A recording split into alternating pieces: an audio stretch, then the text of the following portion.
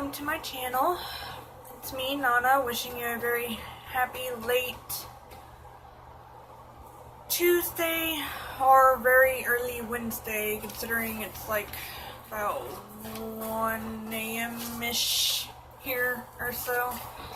So, very early Wednesday morning here. Can't really sleep, so figured I'd put up a new video for you guys. Got all my papers because my mind's just a cluster, so if I'm constantly looking down, I'm reading this. Okay? Alrighty. I don't really have anything super specific that I want to talk about in this video, just wanted to do some updates and maybe leave some room at the end of it for some question and answers, if I can get enough of you, interested to do that. I don't have exactly a lot of followers at the moment, still something I'm working on, so we shall see. Alright, so, update on me. I actually had a pretty rough go of the weekend. My moods were highly out of control, and in that part it put my husband in a mood, and you can see how that went. We were just constantly bickering back and forth about the most silliest of things. We thought about what we wanted to do, where we wanted to go eat, stuff like that. It's just pretty much non-stop brooding all weekend. And when I get in the moods like that, the ones that make me angry or hurt or what have you, it takes a toll on my entire body. I am literally exhausted. I am in pain, neck, shoulders, back, legs, everything. I'm just in constant pain. So this weekend, after dealing with this weekend, I've been in the bed pretty much the past 2 to 3 days, only to get up to take care of the necessities and nothing more really.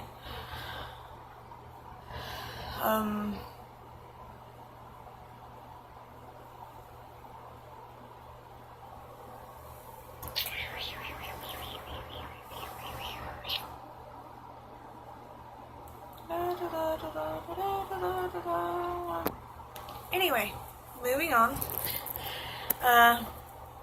Anyway, I was in bed all day yesterday and 90% of today. Today is my little man's birthday. He turns 10 years old today. Yay. So I had to get myself out of the bed and do my best to get presentable for that. I put on a little bit makeup, earrings, threw on some jeans and a top, and put my hair up in this weird, it looked nicer whenever we left, but we did all that and took him to CC's for his birthday.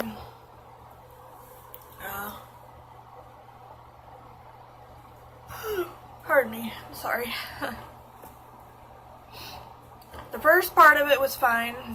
We got there, it was fairly empty, and the people that were in there, they were just finishing their meals and walking out, so that was pretty nice. We didn't really have anybody around us. There wasn't a lot of hustle, bustle, or commotion, so got our drinks and our food and sat down, ate. It was a pretty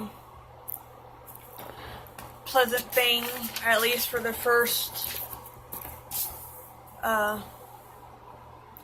20 minutes of it. Close to the end though, as it got later in the evening, closer to dinner time. We went about 5:30, so around 6-ish, sorry, is when the more people started coming in, because dinner time is when everybody won't come in. So as more and more people started arriving, I started getting more anxious and agitated and sitting there shaking my leg or anything to try and keep my mind off of it. My husband could tell at this point, so he'd kind of reach over every now and then and pat my leg or rub my leg, trying to, silently say, "It's okay, I'm here for you, it's alright, we'll be leaving soon," type thing. But as soon as he was finished and I finished mine, we we got out of there because there's only so much of that I can take. I hate having to rush out of there like that because I know my kids are too young to understand. Some of y'all may be sitting there going, oh, you got a 10-year-old, he'd be too young to understand. Yes, my 10-year-old has autism, so having to take care of that. And then my youngest is 8, and she's still catching up on everything as well, trying to teach her separate from him instead of her dealing with or trying to learn his patterns and how he handles things. We're trying to teach her that no, you have to learn it your own way, not his way. So anyway, I go this Friday, February 3rd, thank goodness, for my prescription appointment. I can't wait. Well, I can, but can't actually. I know it's just pretty much the start of playing the game of trying to find out which medications will work for me. Right now, a mood stabilizer and something to knock my butt out would be very lovely, but I have no idea what they plan on doing. I'm pretty sure an antidepressant's in there somewhere. I guess we'll see. And before the appointment, they told me that it usually takes three weeks to a month for the medicine to kick in to see if it's even going to work, and then it takes like 3 or 4 months after that to fully get into your system. That's a very long time to try and see if a medicine's going to work.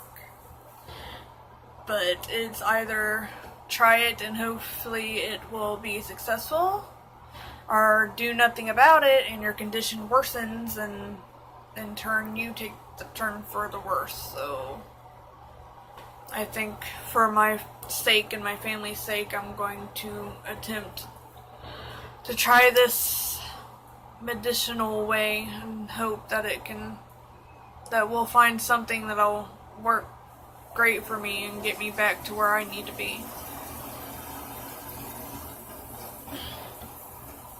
As nice as it would be to have something that would miraculously make me recover overnight or make me so much better overnight, it's just, I know that's not going to happen. So the key here is patience. Speaking of patience, my husband is having to learn to deal with this head on. I'm not the only one suffering through this depression. He is too, and partially my kids, though they don't fully understand it yet. I haven't reached that point of trying to explain to them what's going on with me yet. But I know for a fact that my husband is suffering through it with me, because how to explain this? I'm not myself. He's straight up told me that I don't look at him the same. It's not intentional, but he told me that I don't look at him the same, and I know that hurts him.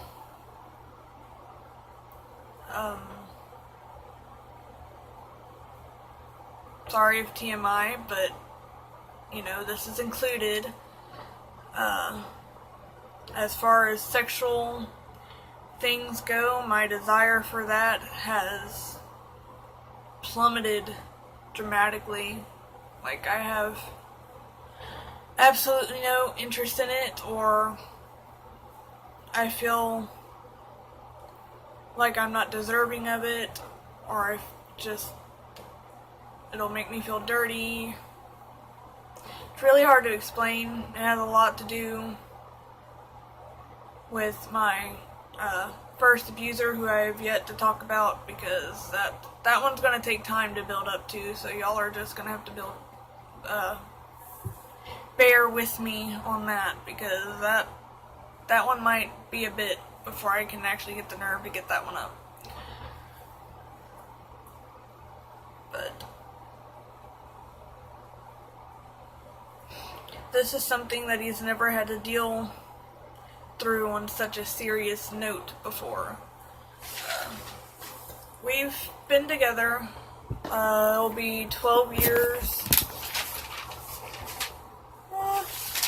12 years in March, and I had depression then, but it was nowhere near as bad as it is now. It is much, much worse than it was 12 years ago. Because I have a problem. I let it fester. Some people with PTSD and depression, they relive their traumatic event every day. Well, I have the problem of oppressing it. Or whatever that word is. I oppress it. I put it all the way back in my mind, and I do my best not to think about it, because I want nothing to do with it. And the result of this, years later,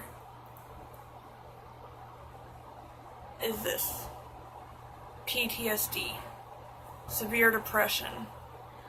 I am numb to a lot of stuff. I am not interested in a lot of stuff. I don't find pleasures in hardly anything anymore. You know, used to get me a chocolate ice cream cone, I'd be like, oh my god, yay! You get me it now, and I'm like, okay. Thanks, I guess. Appreciate the kind gesture. It's not the same, and it's hard. He sometimes gets frustrated or mad that at certain moments there is nothing he can do to help me. And that would be in any situation. Guys or ladies, if you have a significant other who is going through depression or PTSD or any other chronic mental illness, the one thing you can do for them is love them from a distance. They need space. They need space to work out the demons in their minds. They need space to try and figure out whatever's going on around them. And they need space to come back down to the now. You gotta do your best not to smother them. As hard as that may be, I know you see your significant other sad and you just want to be all up in their business, loving them and telling them it's going to be okay and all that. And that's fine for a minute, but if you continue to do it, they're going to end up pushing you away. It's going to have the complete opposite effect of what you want it to do. So please keep that in mind. It's nothing personal against you. Just, if they're having a bad day, they're being silent sitting on the couch, go sit on a different couch or a different chair. Pull out a book to read. Just sit there silently with them. That's plenty, more than you know. The fact that we know that you're in the same room there whenever we need you means the world. Okay?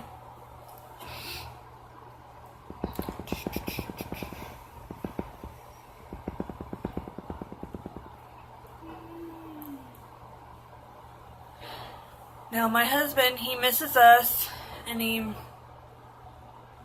the me that I used to be. He also worries that when or if I get better, that I may no longer want or need him in my life. I do not want to say that's a silly question because I know his feelings are legit.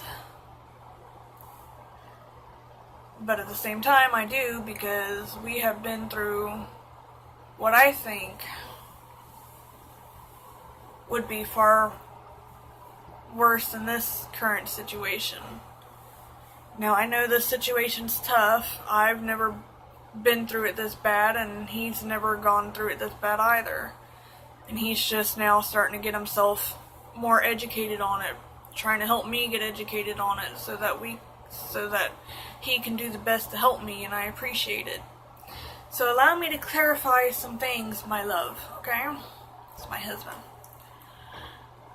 I will never forget the boy who took the chance on me after multiple warnings that he shouldn't.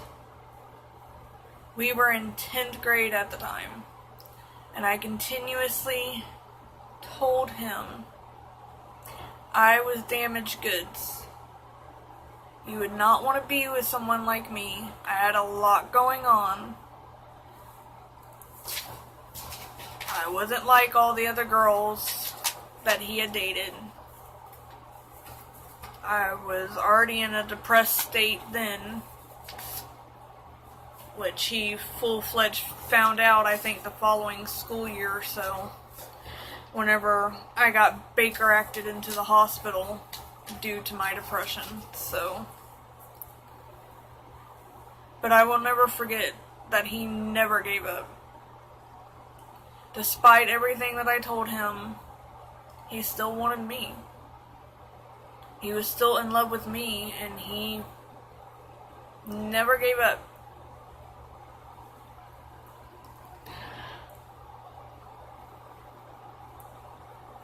I will also never leave the man who was there and is here for me during the darkest period of my life currently. I am at my lowest of the low, and I'm not afraid to admit that. I've been having suicidal thoughts much more frequently, thoughts of harming myself. You know, I barely want to get out of bed anymore. The past 2-3 days is the longest that I've spent in that bed. I usually at least get up, clean, do something, and then maybe I'll get back into bed after that, after a few hours, but I've just been glued to that bed, not wanting to do anything, you know. He has always been by my side through hell and back again. That's the damn truth. We have been through so much. He is my best friend, my lover, my soulmate. And I can never love another the way that I do you. So please don't worry. So please don't worry about that anymore. Because whenever I come out of this clean and clear, I want that happy life that we had and that we can make better whenever I do get out of this. I want you for life, forever. So don't ever forget that, okay? You're stuck with me, buddy. Till death do us part.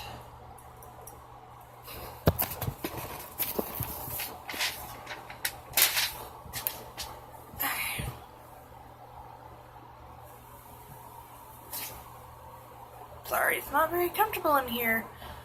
Hiding away in the bathroom because my kids and husband are asleep and I don't want to wake them up, so. We talked about that. Okay, pretty much spent the last 2 to 3 days in my bed, yes. I haven't wanted to shower, clean, or spend time with my family, really. Just wanted to sleep or just be. That's horrible. I hate feeling like that. That's a really crappy feeling. I went to the doctor last Wednesday because I was tired of not sleeping, and he prescribed some Ambien, which the Ambien worked the first day or two, and after that, not really. I mean, it kind of puts me to sleep, but I'm still waking up during the night. It's not a full night's sleep. So, needless to say, that's very frustrating. Hopefully, the psychiatrist can actually give me something that will work.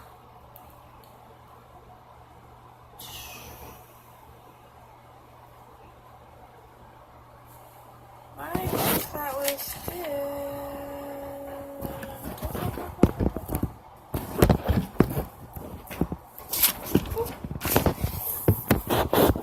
Trying not to drop you there. It's not going to work for me.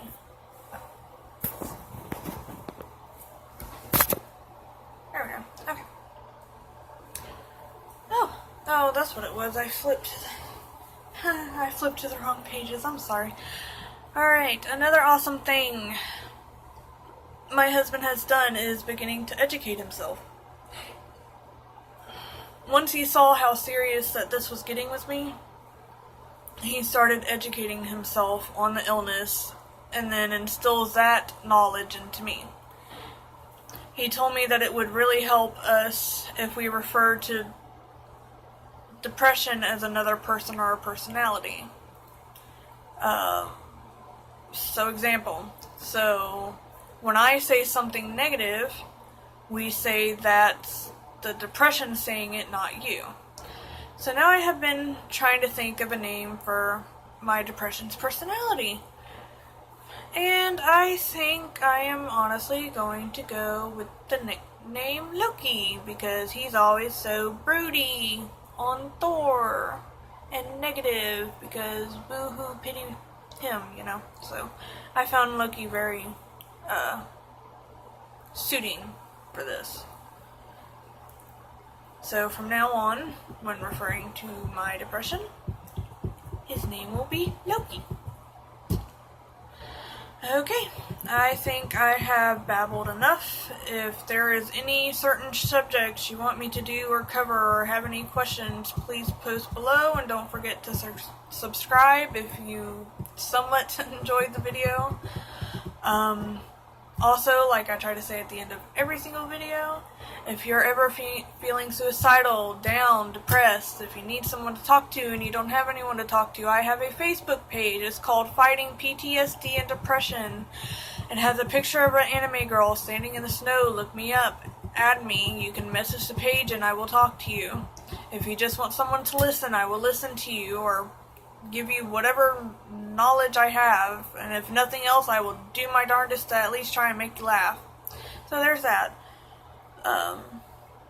If anybody's interested in doing a Q&A segment, just leave comments below so I can get a vote tally to see who would actually be interested in doing this and if it'd be worth the embarrassment of trying to do. For those who have been with me since day one of going through this process, I really appreciate it. It's been a tough one, and these videos have been very therapeutic for me as far as this goes, and I hope that maybe it can help someone else out there. But until next time, people, see you later.